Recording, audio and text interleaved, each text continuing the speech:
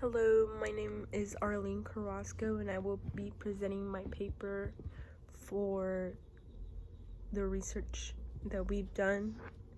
I chose my topic to be over animal rights in the food industry, and the problem in my paper that I'm talking about is animal rights, how they deserve to have a voice whenever they're going through the process.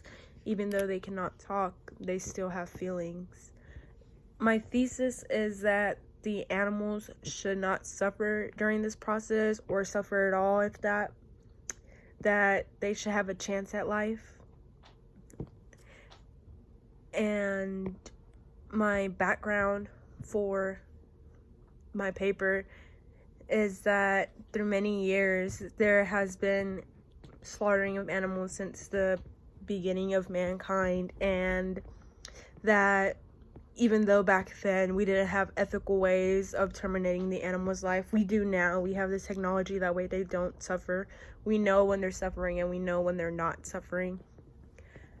My three main points in my paper is that animals should not be abused during the process. An example would be keeping them in small cages, or just them never seeing sunlight from the day they're born to the day they die.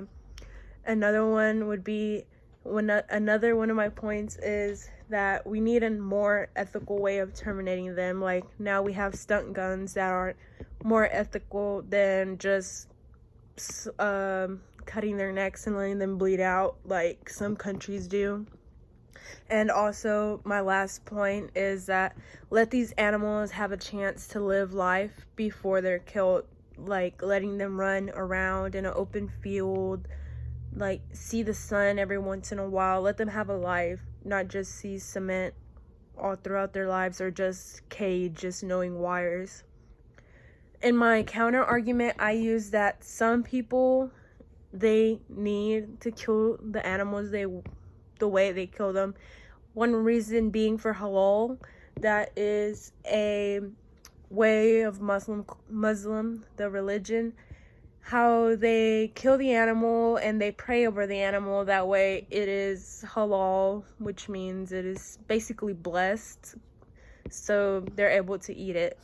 And another counter argument I use is that we need to eat these animals to get the vitamins we need. It also helps the economy, because the way how meat is so cheap nowadays, if you go to McDonald's, you can get a burger for $1 or even less at that. So those were the counter arguments I used. In my conclusion, I concluded that although we do need these animals to survive the protein, we do not need to torture them during the process. We do not need to make them suffer for our benefit.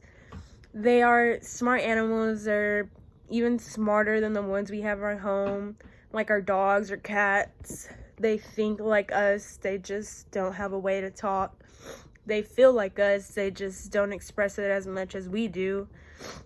And for also in my conclusion, I put a solution is that we need to not support these companies that torture these animals in this way.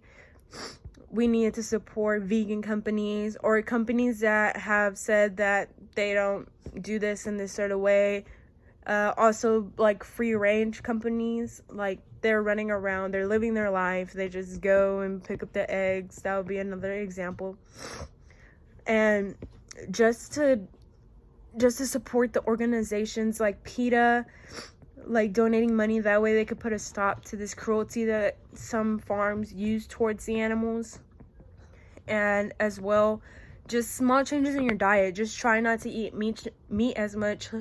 If every person little by little stop eating meat, companies would see that people don't like the way they're doing, people don't like this system, so they would try to change the system to make it a better system.